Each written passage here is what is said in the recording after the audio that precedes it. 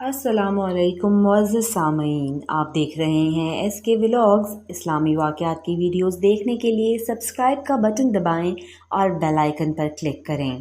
تاکہ آپ کو ہماری ویڈیوز برابر ملتی رہیں۔ آج ہم پیش کرنے جا رہے ہیں حضرت نوح علیہ السلام کا واقعہ۔ حضرت نوح علیہ السلام اس زمین پر حضرت آدم علیہ السلام کے بعد پہلے نبی ہیں جن کو رسالت سے نوازا گیا۔ قرآن مجید میں حضرت نوح علیہ السلام کے واقعے کا تفصیلی ذکر 43 جگہ کیا گیا ہے۔ حضرت نوح علیہ السلام کی بعثت سے قبل تمام قوم خدا کی توحید اور مذہبی روشنی سے مکمل ناشنا تھی اور حقیقی خدا کی جگہ وہ قومی بتوں کی پوجا کرتی تھی۔ حضرت نوح علیہ السلام کی قوم دجلہ اور فرات کے دو آبا میں تھی، لہٰذا یہیں حضرت نوح علیہ السلام کو مبعوث کیا گیا۔ حضرت نوح علیہ السلام نے اپنی قوم کو راہ حق کی طرف بلایا اور سچے مذہب کی دعوت دی، لیکن قوم نے نہ مانا اور نفرت و حقارت اور اپنی ضد پر قائم رہے۔ اس قوم نے وحدانیت کی طرف آنے، ایک خدا کی بندگی اور عبادت کی بجائے بت پرستی کو ترجیح دی۔ حضرت نوح علیہ السلام کی تدریس اس قوم نے وحدانیت کی طرف آنے، ایک خدا کی بندگی اور عبادت کی بجائے بت پرستی کو ترجیح دی۔ حضرت نوح علیہ السلام کی تدریس اور ان کے وعظ کے نتیجے میں صرف کمزور، غریب افراد آپ کی طرف مائل اور متوجہ ہوئے۔ اللہ تعالیٰ فرماتا ہے، اور بھیجا ہم نے نوح کو اس قوم کے پاس، پس رہے وہ اپنی قوم کے پاس 950 برس، اور اس مدت میں 40 مرد اور 40 عورتوں کے سوا کوئی ایمان نہ لایا۔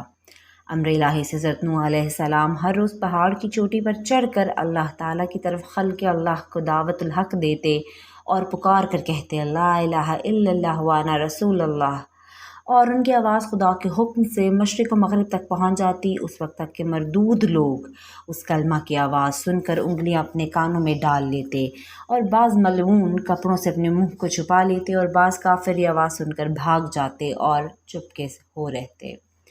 جبکہ وہ ان مردودوں کو اللہ تعالیٰ کی طرف دعوت دیتے تو وہ کافر سب کے سب بے ادبی سے حضرت نوح علیہ السلام پر ہاتھ چلاتے اور مارتے مارتے بے ہوش کر دیتے، اور جب وہ ہوش میں آتے تو پھر پکار کر بولتے، اے لوگو تم کہو خدا وحدہ لا شریک ہے اور نوح اس کا برحق رسول ہے۔ اور ایک روز کا ذکر ہے کہ حضرت نوح علیہ السلام کے گلے میں کافروں نے رسی ڈال کر کھینچا تو اس کے صدمے اور تکلیف سے حضرت نوح علیہ السلام 3 روز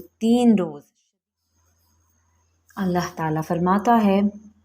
اور بھیجا ہم نے نوح کو اس قوم کے پاس، پس رہے وہ اپنی قوم کے پاس 950 برس، اور اس مدت میں 40 مرد اور 40 عورتوں کے سوا کوئی ایمان نہ لایا۔ امر الہی سے حضرت نوح علیہ السلام ہر روز پہاڑ کی چوٹی پر چڑھ کر اللہ تعالیٰ کی طرف خلق اللہ کو دعوت الحق دیتے اور پکار کر کہتے لا الہ الا اللہ وانا رسول اللہ، اور ان کی آواز خدا کے حکم سے مشرق و مغرب تک پہنچ جاتی، اس وقت تک کہ مردود لوگ اس کلمہ کی آواز سن کر انگلیاں اپنے کانوں میں ڈال لیتے، اور بعض ملعون کپڑوں سے اپنے منہ کو چھپا لیتے، اور بعض کافر یہ آواز سن کر بھاگ جاتے اور چپکے سے ہو رہتے۔ جبکہ وہ ان مردودوں کو اللہ تعالیٰ کی طرف دعوت دیتے تو وہ کافر سب کے سب بے ادبی سے حضرت نوح علیہ السلام پر ہاتھ چلاتے اور مارتے مارتے بے ہوش کر دیتے، اور جب وہ ہوش میں آتے تو پھر پکار کر بولتے، اے لوگو تم کہو خدا وحدہ لا شریک ہے اور نوح اس کا برحق رسول ہے۔ اور ایک روز کا ذکر ہے کہ حضرت نوح علیہ السلام کے گلے میں کافروں نے رسی ڈال کر کھینچا تو اس کے صدمے اور تکلیف سے حضرت نوح علیہ السلام 3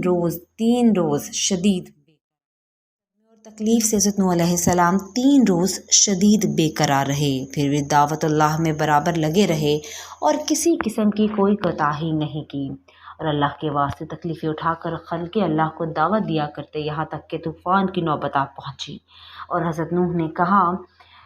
حضرت نوح اپنے رب سے کہا، اے رب میرے بلاتا رہا میں اپنی قوم کو دنوں رات، مگر میرے بلانے سے اور زیادہ بھاگتے ہی رہے، اور ہر روز مجھ پر سوائے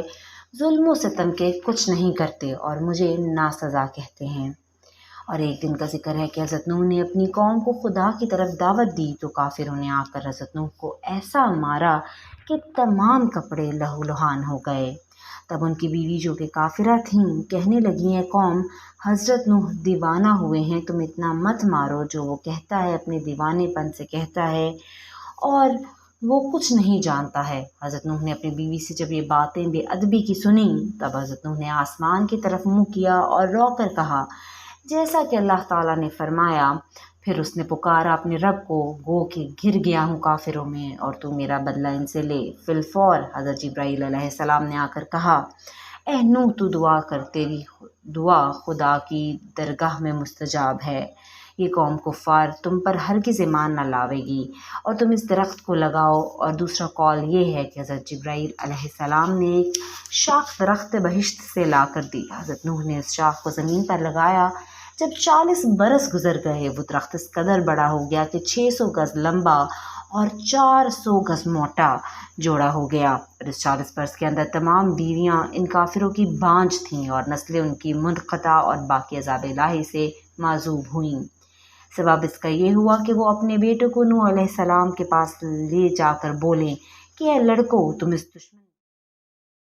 سبب اس کا یہ ہوا کہ وہ اپنے بیٹوں کو نوح علیہ السلام کے پاس لے جا کر بولیں، اے لڑکو تم اس کو دشمن جانو اور اس کی بات نہ مانو، اس کو ہمیشہ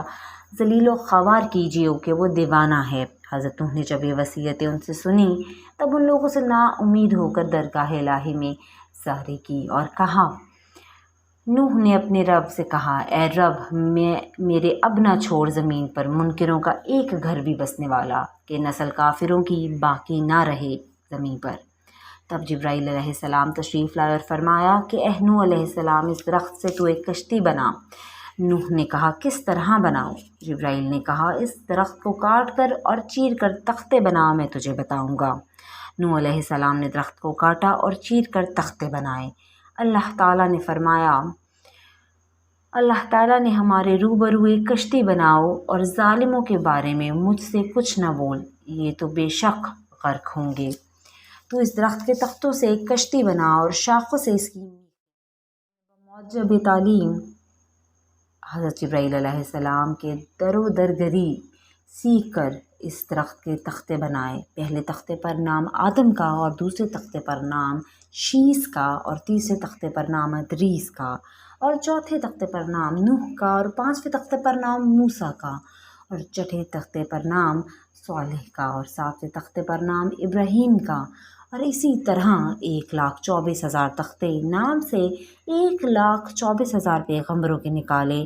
یعنی ہر تختہ پر ایک ایک کا پیغمبر کا نام لکھا گیا، اور آخری تختے پر نام حضرت محمد مصطفیٰ صلی اللہ علیہ وآلہ وسلم کا تھا۔